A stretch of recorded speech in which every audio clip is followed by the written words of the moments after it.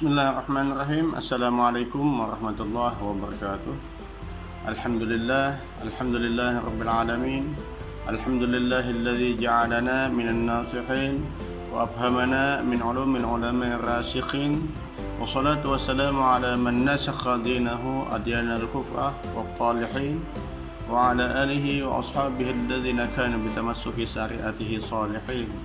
فقال الله تعالى في كتابه الكريم أعوذ بالله من الشيطان الرجيم بسم الله الرحمن الرحيم الله خير حافظا وهو أرحم الراحمين وقال نبينا حبيبنا محمد صلى الله عليه وسلم إن الله عز وجل حيث خلق الدواء فتداووا صدق الله العظيم وصدق رسوله الكريم ونحن على ذلك من الشاهدين والشاكرين ولا حول ولا قوة إلا بالله العلي العظيم.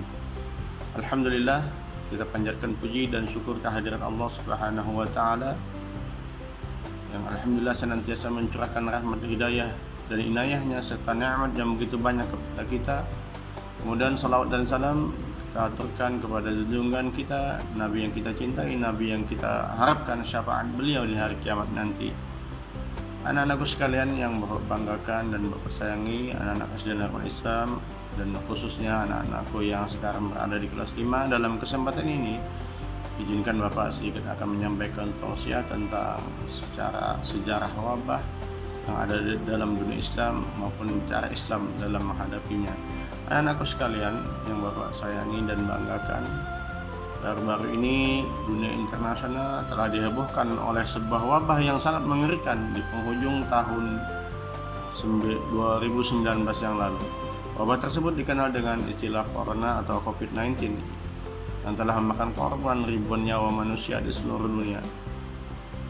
Jauh sebelum kasus ini muncul, telah terdapat juga sebuah wabah yang dikenal dengan istilah taun. Jika dirunut dari sejarah terjadinya penyakit-penyakit wabah semacam corona ini atau taun sudah ditemukan sejak masa Nabi besar Muhammad SAW, bahkan jauh sebelum Nabi diutus, yaitu yang terjadi pada zaman Bani Israel. Di dalam kitab Al-Isya'ah lil-Asrat As-Sa'ah yang ditulis oleh Al-Allamah Al-Muhaqqiq Muhammad bin Rasul Al-Husain, disebutkan bahwa taun yang paling berbahaya dalam Islam itu ada 5. Yang pertama adalah taun Sirawai.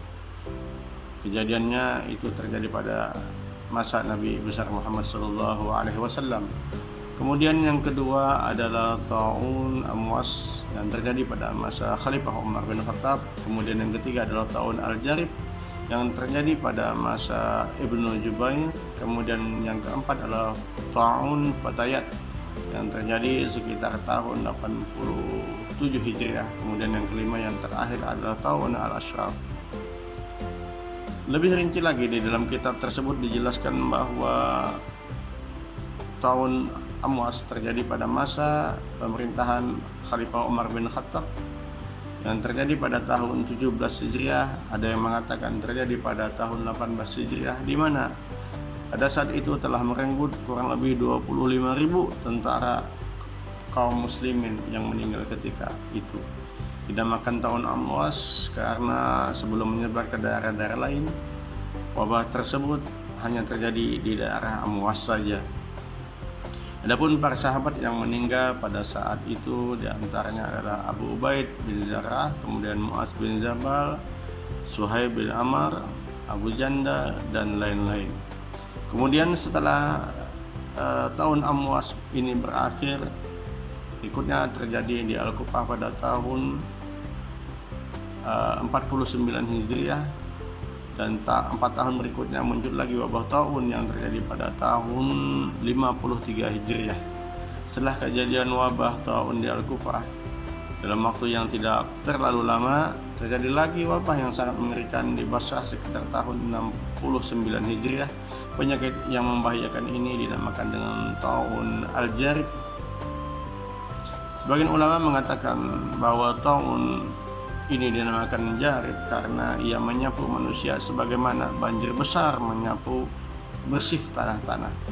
Ibnu Katsir menerangkan bahwa pada tahun itu Kematian di Basrah pada hari pertama yang meninggal ada sekitar 70.000. Kemudian pada hari kedua juga sekitar yang meninggal sekitar 70.000. Kemudian pada hari ketiga yang meninggal sekitar 73.000. Kemudian pada hari keempat yang meninggal seakan-akan semua manusia ketika itu meninggal kecuali sedikit saja yang masih hidup.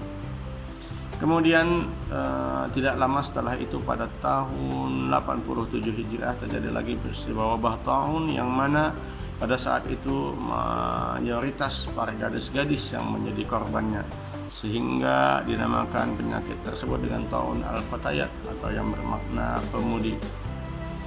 Ibnu Ad-Dunya menerangkan dalam kitabnya Al-I'tibar bahwa ada seorang laki-laki Arab bersama 10 orang anak gadisnya datang ke Basrah.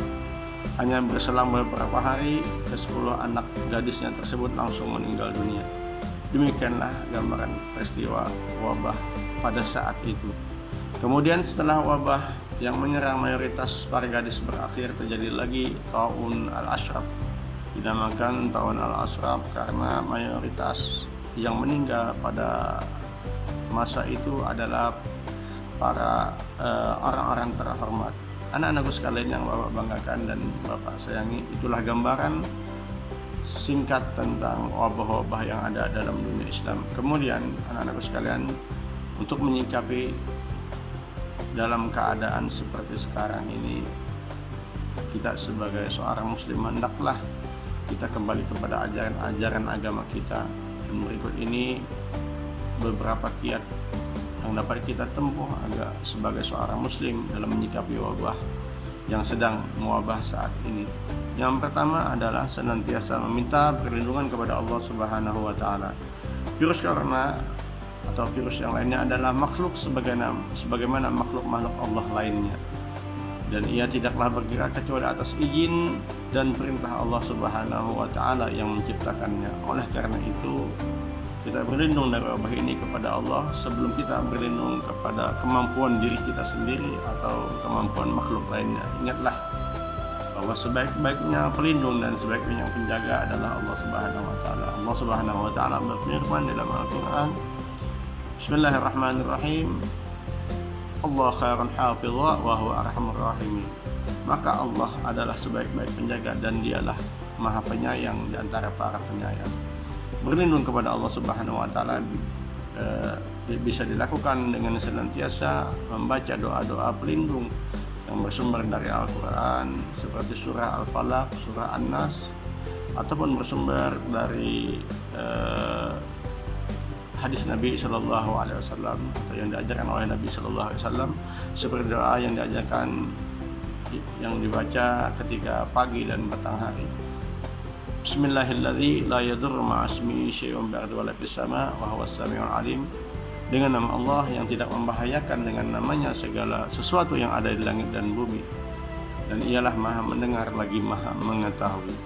Doa ini berdasarkan sabda Nabi sallallahu alaihi wasallam, bila diamalkan oleh seorang hamba di pagi dan petang hari masing-masing sebanyak 3 kali, maka niscaya tidak akan membahayakannya segala sesuatu apapun yang ada di muka bumi ini.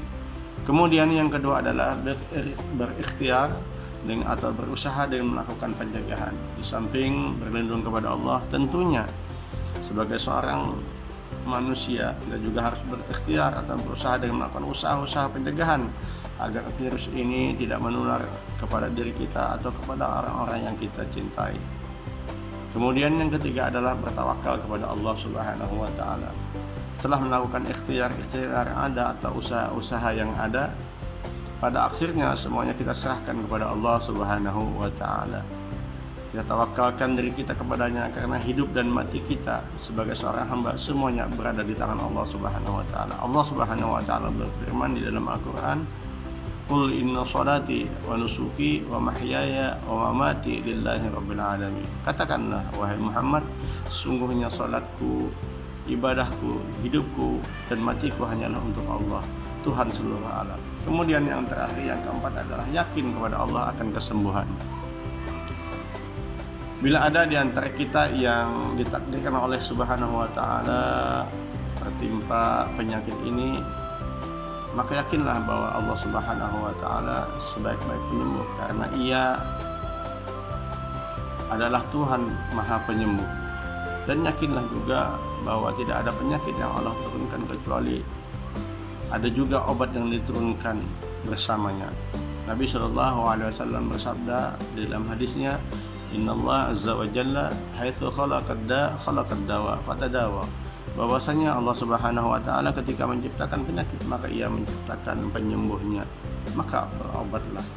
Demikianlah anak-anakku sekalian yang Bapak sampaikan. Pak akhiri sampai sekian. Apabila terdapat kesalahan, Bapak minta maaf, minta halal, minta ridha, itu murni kesalahan Bapak sendiri. Kemudian apabila ada kebaikan di dalamnya atau kebenaran, maka itu murni datang dari Allah Subhanahu wa taala, zat yang maha sempurna.